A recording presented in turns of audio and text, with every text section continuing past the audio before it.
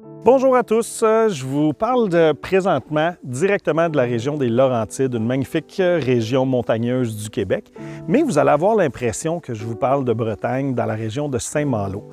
On met en vente sur le marché aujourd'hui une propriété qui se nomme une malouanière. Qu'est-ce que c'est une malouanière? C'est les propriétés qui étaient bâties à l'extérieur des fortifications de Saint-Malo par les corsaires au 17e et 18e siècle.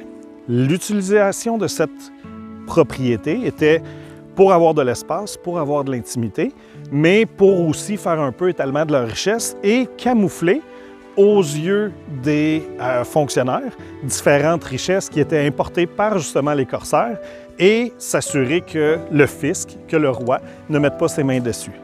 Donc, je vous présente aujourd'hui le 97 chemin Lac-Bouchette à Morin Heights.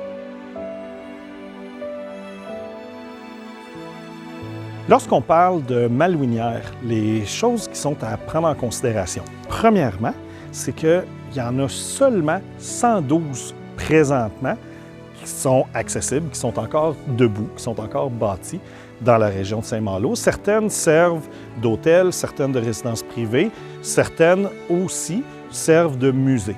Dans celle que je vais vous présenter aujourd'hui, on retrouve un petit peu de tout ça, sauf la section hôtel. On a une propriété qui sert de galerie d'art, qui est entourée de merveilleux jardins, comme vous avez vu, et qui reprend toutes les caractéristiques propres aux malouinières, c'est-à-dire les deux cheminées à l'extrémité, les coins du bâtiment en pierre, la toiture à 4 versants et le côté majestueux du château français.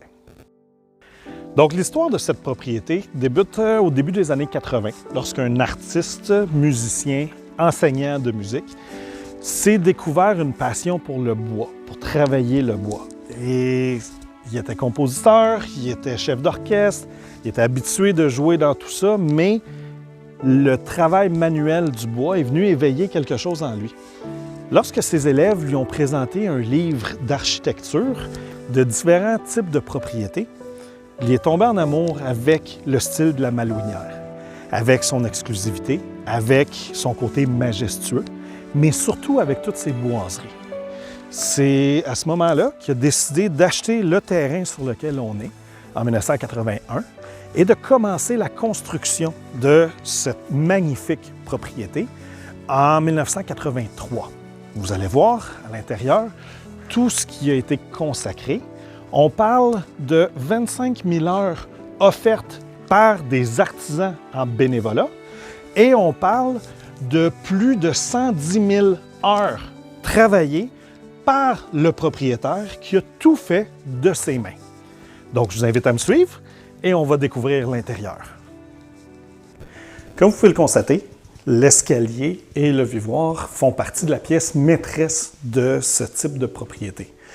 Vous pouvez voir toutes les boiseries, vous pouvez voir le balcon de la chambre des maîtres, mais surtout une amplitude de 30 pieds, ce qui était le maximum permis